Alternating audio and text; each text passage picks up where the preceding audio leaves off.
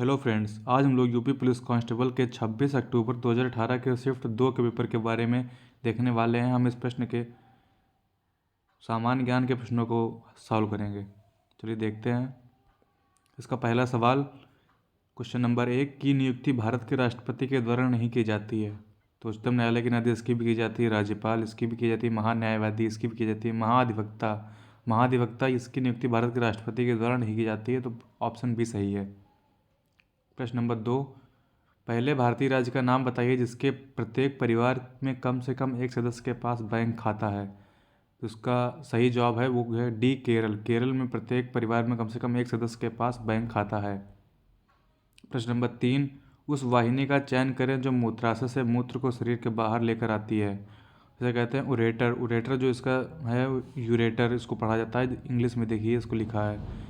यही जो वाहिनी है वो शरीर से मूत्र को लेकर बाहर आती है। प्रश्न नंबर 4, राष्ट्रीय शिक्षा दिवस प्रत्येक वर्ष मनाया जाता है 11 नवंबर को जो है शिक्षा दिवस मनाया जाता है। आपको बताना है इस दिन किसका जो है जन्मदिन आता है जिसके उपलक्ष्य में राष्ट्रीय शिक्षा दिवस हम मनाते हैं। प्रश्न नंबर 5, संसद द्वारा 8 सितंबर 2016 को संविधान संशोधन अधिनियम 2016 के तहत जीएसटी अधिनियम पारित किया गया था। तो ये 101वां संविधान संशोधन था, इसमें जीएसटी नियम को पारित किया गया था।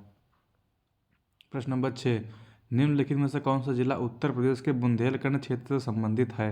तो जो महोबा जिला ये उत्तर प्रदेश के बुंदेलखंड क्षेत्र से संबंधित है।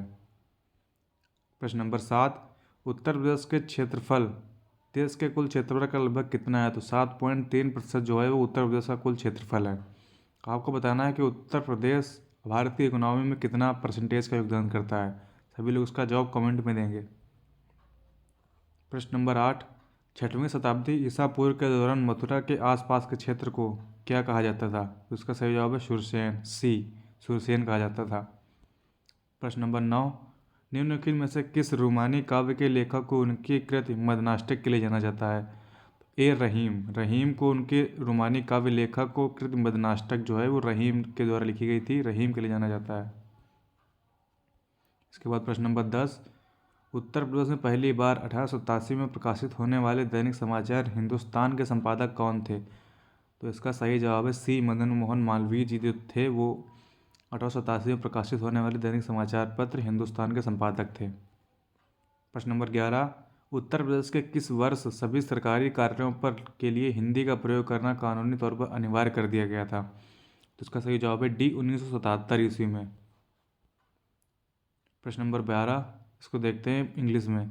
विच of the following was the major painter of Akbar's court. Akbar की जो कोर्ट थी उसमें जो मेजर जो चित्रकार था वो कौन था। तो इसका सही जवाब है, यहाँ पे देखिए ऑप्शन नहीं सही से दिख रहा है, इसका जवाब मैं कमेंट में पिन कर दूंगा, देख के आप देख लीजिएगा वहाँ से।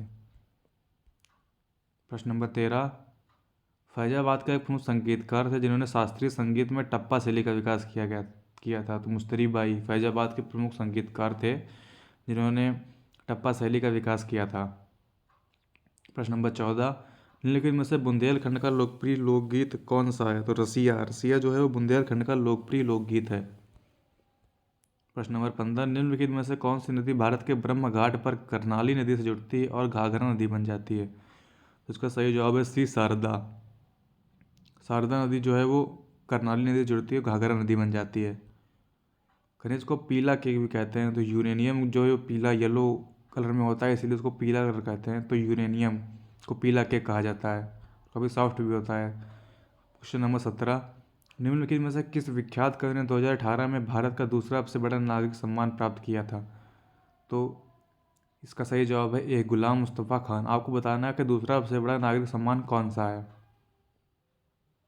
प्रश्न नंबर 18, राष्ट्रीय परीक्षण एजेंसी एनटीए के पहले महानिदेशक के पद पर हाल ही में किसकी नियुक्ति की हुई है। इसका सही जवाब है विनीत जोशी, डी, विनीत जोशी की नियुक्ति की गई थी।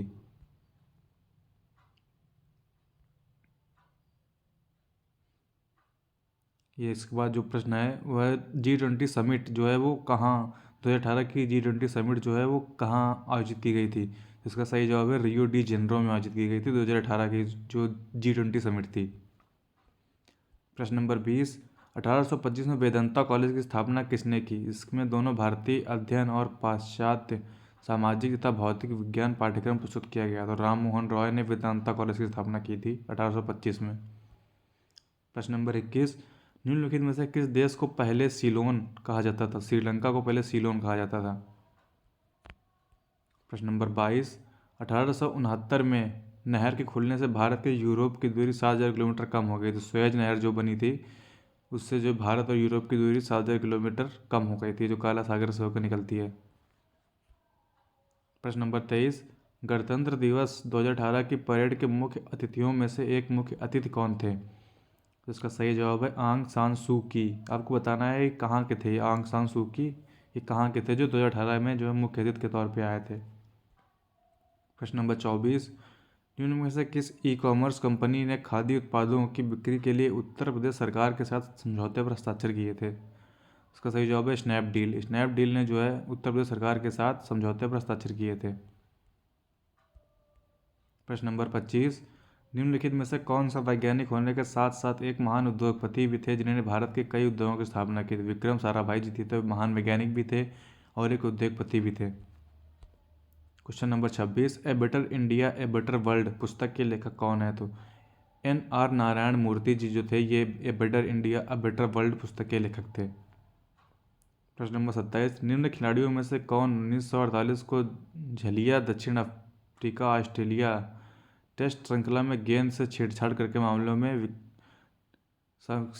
शामिल नहीं था?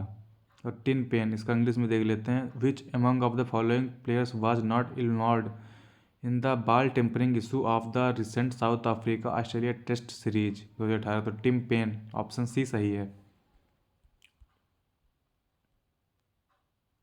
प्रश्न नंबर 28, फ़ारेनहाइट में जल का क्वथनांक कितना होता है? Boiling point in Fahrenheit of water 212 degree Fahrenheit. आपको बताना है कि डिग्री सेल्सियस में कितना होता है। प्रश्न नंबर 29, निम्नलिखित में से कौन सी बागानी फसल नहीं है? मोटे अनाज जो है वो बागानी फसल नहीं है, बल्कि कॉफ़ी, चाय, काजू ये सभी बागानी फसलें हैं।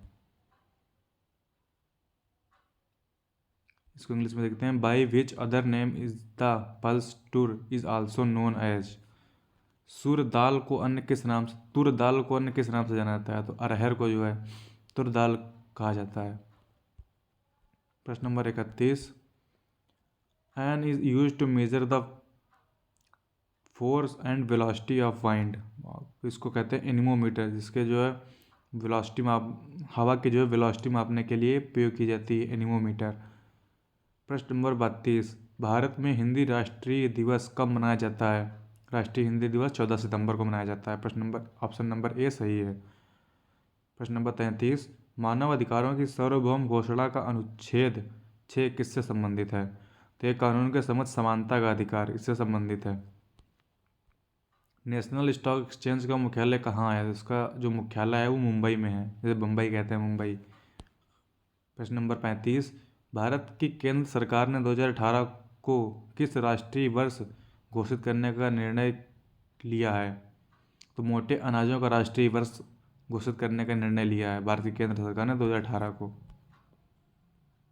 एक रंग बिरंगा और मंत्रमुग्ध करने वाला मेला होता है जो प्रत्येक वर्ष उत्तर प्रदेश के मेरठ में होली के कुछ दिनों पहले मनाया जाता है। तो नौचंदी मेला, ये काफ़ी चर्चित मेला रहता है नौचंदी मेला बी, जो कि मेरठ में होता है। इसका सही ऑप्शन है बी, नौचंदी मेला। इसका देखते हैं, ये क्वेश्चन नहीं लिखा हुआ है। अलेक्जेंडर फ्लेमिंग, आपको बताना है, मुझे तो पता चल। अलेक्जेंडर फ्लेमिंग जो है उन्होंने किसकी खोज की थी? मेरे हिसाब से पेनिसिलिन था। आपको बताना है सही है या गलत।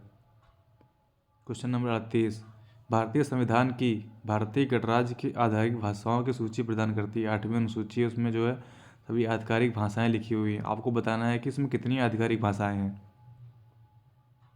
तो ये थे कुछ जनरल नॉलेज के जो 38 प्रश्न आते हैं उनके जवाब। और अधिक जानने के लिए हमारे चैनल को फॉलो कीजिए। इस पर काफ़ी और वीडियो पड़े हुए हैं, आप उनको भी देख सकते हैं। धन्यवाद।